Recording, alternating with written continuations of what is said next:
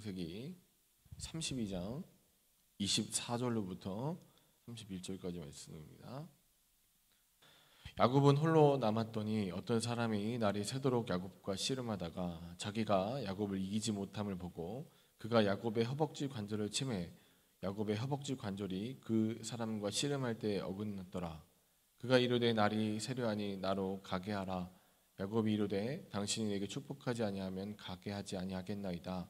그 사람이 그에게 이르되 내 이름이 무엇이냐? 그가 이르되 야곱이니이다. 그가 이르되 내 이름을 다시는 야곱이라 부를 것이 아니요 이스라엘이라 부를 것이니 이는 내가 하나님과 및 사람들과 겨루어 이겼음이라. 야곱이 청하여 이르되 당신의 이름을 알려주어서 그 사람이 이르되 어찌하여 내 이름을 묻느냐 하고 거기서 야곱에게 축복한지라. 그러므로 야곱이 그곳 이름을 분일이라 하였으니 그가 이르기를 내가 하나님과 대면하여 보았으나 내 생명이 보존되었다 함이더라. 그가 분일을 지날 때에 해가 돋았고 그의 허벅다리로 말미암아 절었더라. 아멘. 여자들이 싫어하는 얘기 3위가 축구 얘기래요. 축구 얘기가 여자분들이 싫어하는 얘기래요. 2위는 뭘까 봤더니 군대 얘기래요. 군대 얘기. 그럼 1위가 뭔가? 1위가 뭘까요? 1위가 군대에서 축구한 얘기래요. 어쩌고 한 얘기인데 전 그 얘기들 별로 다들 좋아하지 않습니다. 그런데 이제 특별히 축구는 제가 잘 모르지만 그런 적이 있습니다. 한국 축구의 문제점이 뭘까를 갖다가 얘기할 때 2002년 전까지 어떻게 바라봤냐면 정신력 문제야. 그래가지고 선수들 막 혹독하게 정신훈련 시켜야 된다. 그래서 산골짜기 같은 데 데려가서 얼음 깨고 이렇게 넣어보기도 하고 무슨 거의 군대식 훈련을 시켜서 정신무장을 시켜서 이 축구를 갖다가 발전시켜야 된다는 시각이 되게 지배적이었어요. 그런데 2002년에 어떤 독특한 사람이 한 명이 한국에 와서 그 전에 왔지만 이제 그게 아니다. 정신력 문제가 아니라 체력 문제일 거다. 동양인들이 외국 사람들이랑 이렇게 경쟁했을 때 체력적으로 이렇게 문제가 있지 않냐. 체력을 한번 길러보자. 전혀 다른 시각을 제시해줬어요. 그리고 나서 2002년이 됐을 때 한국에 이제 우리나라가 이제 일본이랑 공동 개최를 했잖아요. 월드컵을. 그때 우리나라가 세계 4강까지 올라가는 그 기적을 만들죠. 그 새로운 시각을 제시한 감독 이름이 여러분 잘 알고 계시는 히딩크라는 감독입니다. 히딩크 이후부터 우리나라 사람들 이제 축구 얘기하면 한국은 뭐가 강하다. 맨날 그 전까지 2002년 전까지면 한국은 정신력이 강하다. 한국은 전략 전술이 강하다는 건 아무것도 없어요. 그냥 한국은 정신력으로 승리하는 나라였어요. 그런데 그 정신력이라는 게 항상 16강을 제대로 가본 적도 없고 항상 축구가 고만고만했는데 어느 순간부터 문제의 그 바라보는 시각을 갖다가 체력 문제다라고 바꿔보니까 한국이 경쟁해서 8강도 가고 4강까지도 올라가고 아무튼 축구가 그렇게 잘 승승장구하는 걸 보게 되었습니다. 여러분 어떤 문제가 있을 때 그 문제가 원래 해오던 대로 했을 때 해결이 안 되면 어떻게 해야 됩니까? 문제 해결 방법을 바꿔야죠. 그런데 그냥 익숙하게 내가 이 방법이 나한테 익숙한 방법이고 난 이건 늘 해오던 것이기 때문에 난 이렇게 할 거야 라고 했을 때 그 문제는 변화가 일어나지 않습니다. 익숙한 방법은 익숙한 패배를 낳게 되는 거죠. 그래서 획기적인 방법, 우리가 생각하지 못했던 방법을 갖다가 그 문제에 대입했을 때 그 문제가 풀리는 것을 우리는 가끔 보게 되는데 근데 그게 쉽지 않아요. 사람은 항상 어떤 문제가 오면 그렇게 하지 말아야지 마음 먹으면서도 똑같은 방식으로 내가 편하고 내가 익숙한 대로 행동을 취하게 되는 거죠. 오늘 이제 우리가 알고 있는 야곱의 인생을 한번 이제 살펴보는데 32장에 나타난 야곱은요 어떤 사람이냐면 우리 야곱 하면은 지금 계속 이 창세기 특강들을 통해서 말씀들을 통해서 우리 야곱에 대한 이해가 잘 있죠. 어떻습니까? 그는 속이는 자이고 이 거짓말을 참 능통하게 잘하는 사람이에요. 이 사람이 인생에서 문제 해결을 어떤 식으로 계속했냐면 어떤 식으로 했습니까? 거짓말로 계속해서 문제 해결했단 말이에요. 문제 해결 방법 그러니까 이 야곱의 문제 해결 방법은 항상 속임수였어요. 늘 속임수를 쓰고 늘 뭔가 인간적인 편법을 써가지고 자기 인생을 개척해 나갔는데, 그런데 그 결과들이 어땠는지 한번 살펴보자는 거죠. 그가 이제 장자권을 받을, 우리 하나님의 언약이었어요. 언약이 어떻습니까? 큰 자가 작은 자를 섬기게 될 거다. 뱃속에서 두 민족이 이렇게 다투는데 큰 자가 작은 자를 섬기게 될 거라 하나님의 언약이 있었단 말이에요.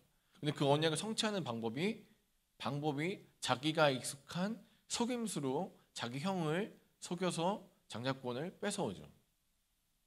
얘기 안 해요. 하나님의 언약이기 때문에 이렇게 신실하게 지켜질 것이라는 얘기하는 게 뭐 믿음이 있어서 그런 것도 아니고 그냥 속임수를 써서 그 장자권을 가져와요. 여러분 또 이제 그 전장에서 보면, 자, 우리가 더 한 놈을 만나죠. 그가 이제 이 에서와의 관계가 틀어져 가지고 죽지 않기 위해서 자기 외삼촌 라반의 동네로 가서 거기서 라반을 만나서 라반과 이제 같이 교류를 하는데 어떻습니까? 라반은 야곱보다 더한 놈이죠. 더한 속임수를 쓰는 사람이에요. 그 밑에서 고생하면서 다시 라반으로부터 탈출하고 또 라반으로부터 어떤 승리를 쟁취하는 방법이 뭡니까? 역시 속임수예요.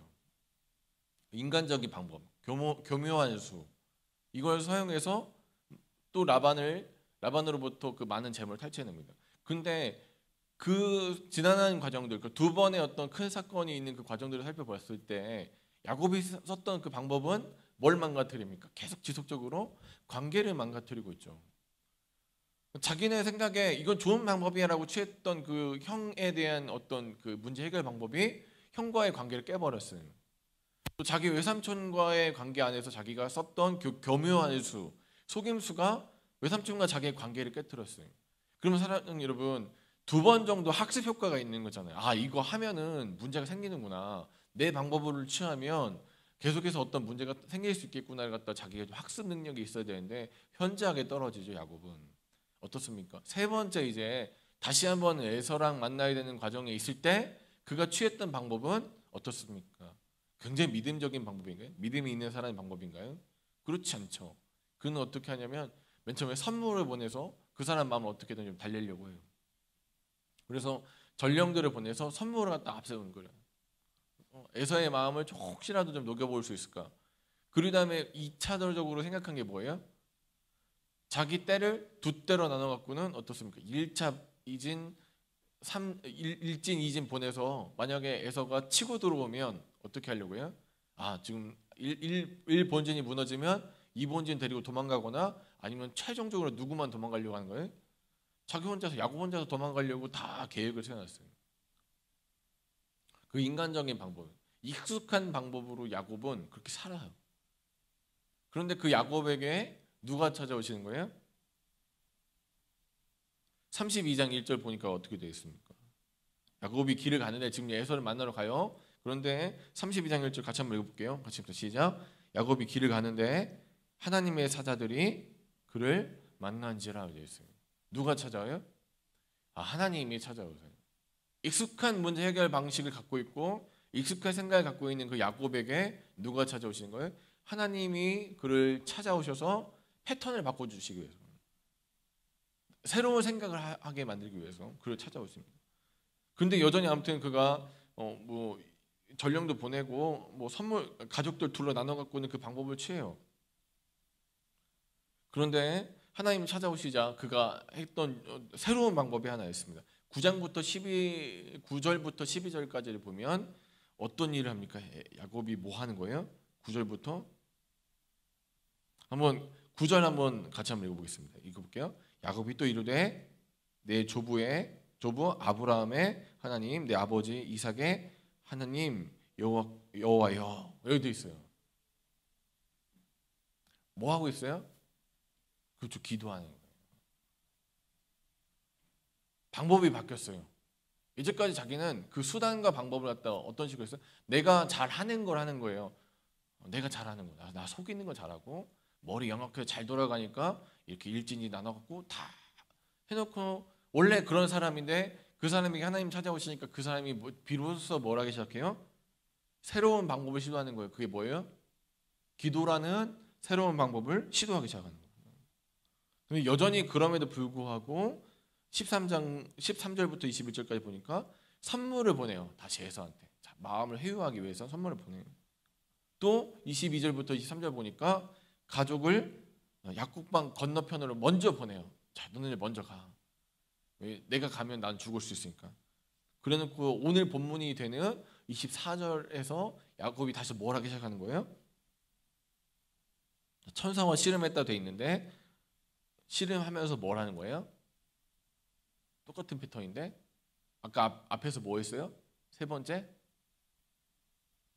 자, 그렇죠. 기도하는 거. 자, 선물 보내요. 자, 선물 보내고 두 번째가 가족들 선발대로 보내요. 2분 나눠서. 세 번째가 마지막에 결국 취할 수 있는 방법이 뭐밖에 없었어요? 기도밖에 없었어요. 자, 똑같은 짓을 또 해요. 자, A에서 또 선물 보내요. B는 또 뭐예요? 다시 가족들 먼저 앞장 세워서 보내. C 어쩔 수 없이 다시 뭐예요? 기도해요. 그가 새로운 방법으로 채택된 기도라는 것이 어떻게 문제를 해결할 것인가에 대한 얘기예요.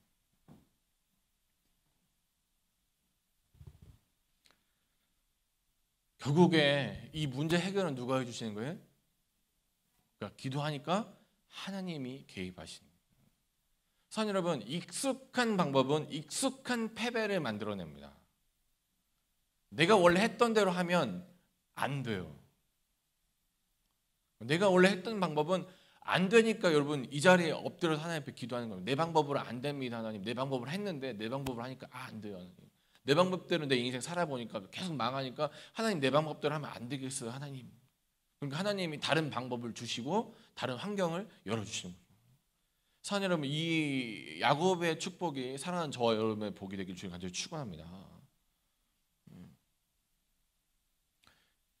그래서 야복강 가서 뭐 합니까? 천사랑 씨름하는데 자 이거 진짜 이제 뭐 놀라운 일들 중에 하나죠. 자, 이 지금 이 왜 절대절명에 왜 이기냐면 지금 이제 우리가 3절 보면은 이래요. 자, 야곱이 세일 땅 에돔들에 있는 형에게 간다고 돼 있어요. 세일 땅은 원래 호리족이라는, 그러니까 지금 뭐 신명기 12장 보면은 호리족이라는 되게 유명한 이 그 민족들이 살고 있는 지역에서 원래 점령한 땅이요. 근데 그 세일 땅을 누가 지금 점령했어요? 에서가 지금 그 땅을 점령해서 갖고 있다고 지금 뉘앙스가 그렇죠. 에서가 그 지역에 살고 있대요. 그러면 그 호리 민족을 갖다가 압도할 정도로 뭐가 있다는 거예요? 에서가 군사력이 있다는, 힘이 있다는 거예요. 그 지금 어마무시한 그 전투력을 갖고 있는 그 에서가 지금 자기를 갖다가 어떻게 바라보는지 모르는 사람들 쫓아온대요. 그것도 그냥 온 게 아니라 이 사람들 대동하고 다 장비 챙겨서 전투 무기 가지고 지금 자기한테 오고 있다는데 지금 그 절대절명 위기에서 야곱이 취하는 방법은 딱 두 가지밖에 없어요. 자, 선물 보내고 가족 앞서 보내는 거. 원래 하던 대로 하는 거예요. 원래 하던 대로. 원래 하던 대로 하면은 어떻게 되는 거예요? 망하는 거죠. 망하는 길인데 원래 하던 대로 안 하고 하나 정도 원래 하지 않는 방법으로 한 거예요. 그게 뭐라고요? 기도를 했다고요. 그게 그러니까 여러분 기적을 만드는 거가 어디서부터 기적이라는 겁니까? 내 방법이 아니라 기도할 때 하나님 방법으로 할 때 기적의 실마리가 드디어 시작되는 겁니다. 내 방법으로 하면 망합니다. 내 방법으로 하니까 망하는 거예요. 원래 내 방법으로 늘 일상적으로 어떤 문제를 만나면 늘 내 방법으로 해결하잖아요. 그 방법은 망하는 길이라는 거예요.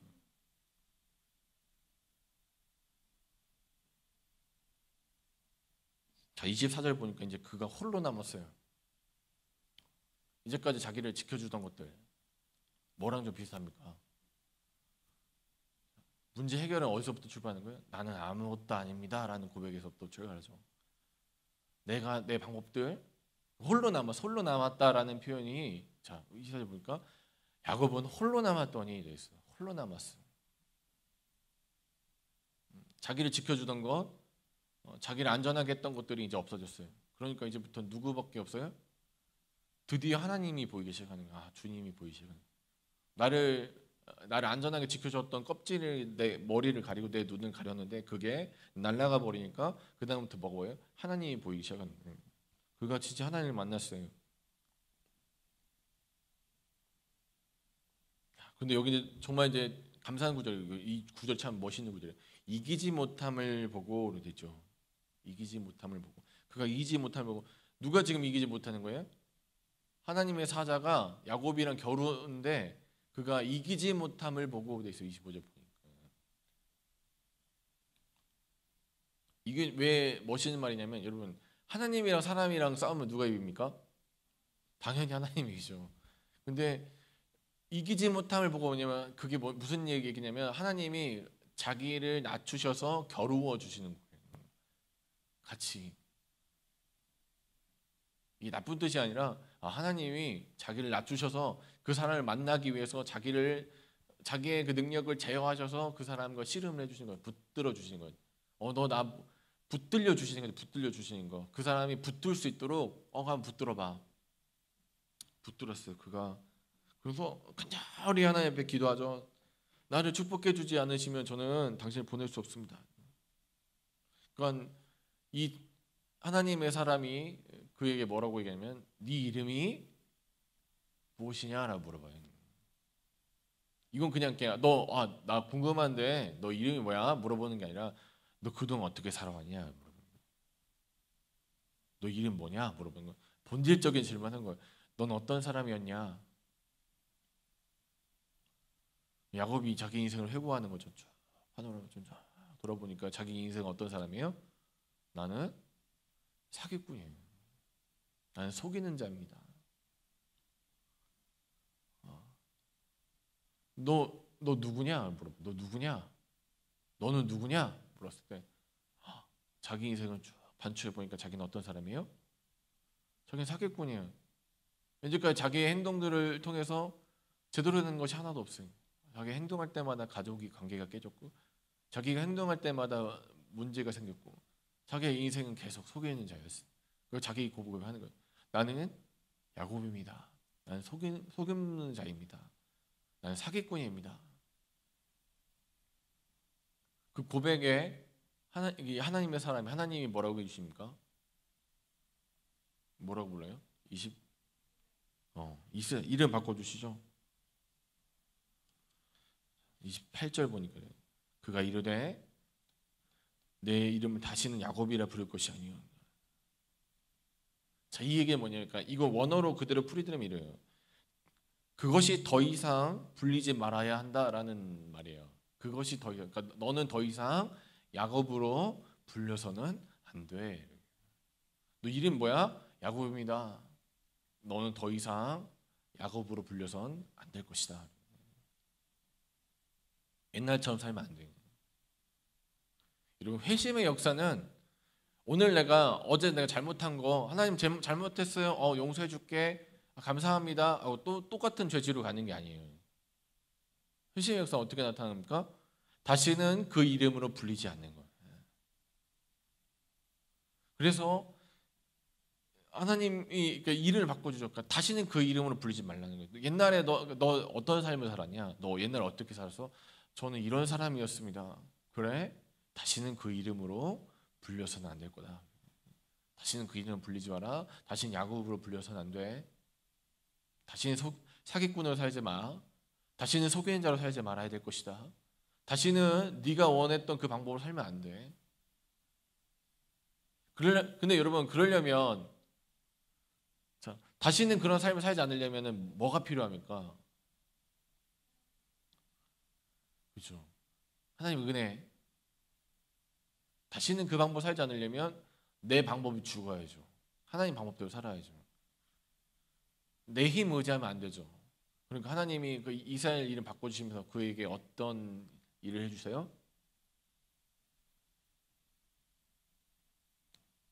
그의 허벅지 관절을 치셔서. 그건 이제부터는 야곱은 어떤 사람이 되는 거예요?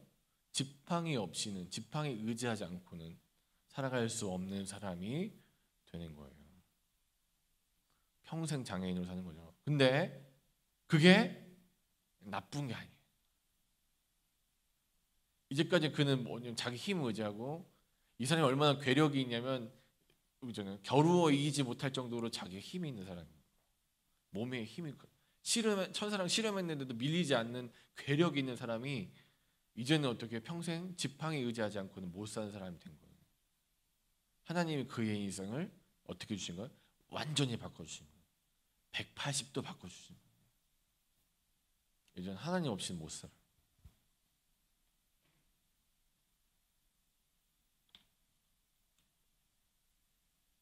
사장님, 다시 한번 말씀드립니다. 익숙한 방법은 익숙한 패배를 만들어냅니다. 내가 원래 하던 대로 하면 내가 원래 하던 대로 망해요. 그런데 내 방법이 아니라 내 생각이 아니라 하나님의 방법대로 할 때 인생은 진정한 변화가 있는 겁니다. 사장님 여러분, 잘 아시는 겁니다. 지금 하나님 앞에 엎드리고 하나님 앞에 예배하고 하나님 말씀을 듣고 그 말씀대로 내 삶을 변화시켜 보려고 하는 그 모든 사소한 노력들이 우리의 인생에 어떤 변화를 일으킬지 우리는 알지 못합니다. 오늘 우리가 우리의 익숙한 방법을 내려놓고 하나님 방법으로, 내 인생이 원래 내가 했던 대로 하면 망할 건 그 당연히 망했죠. 이제까지 망했기 때문에 우리 여기 엎드려 있지 않습니까? 그런데 하나님 앞에 엎드리는 새로운 방법을 취했을 때 진짜 변화가 있는 것처럼 이 시간 우리가 주님의 방법으로 나아갈 때 하나님은 우리의 삶을 이전과는 다른 인생으로 바꾸어 주실 줄 믿습니다. 옛날처럼 살지 않는 거예요. 야곱의 인생은 더 이상 야곱의 인생으로 살아가는 것이 아니라 이스라엘이라는 새로운 이름으로 불리게 되는 것처럼, 사랑하는 여러분, 하나님의 방법으로 새로운 출발을 하면 하나님은 그 새로운 출발 위에 기름 부으셔서 하나님의 놀라운 역사를 이루어 내시고야 맙니다. 오늘도 익숙한 방법이 아니라 하나님의 방법을 취하십시오. 하나님 원하시고 기뻐하시는 방법을 취하십시오. 그 방법이 새로운 기적의 역사를 만들어낼 것입니다. 그런 하나님과 끝까지 동행하시면서 주님을 붙들고 살아가시는 사랑하는 저와 여러분 되시길 주님 간절히 축원합니다.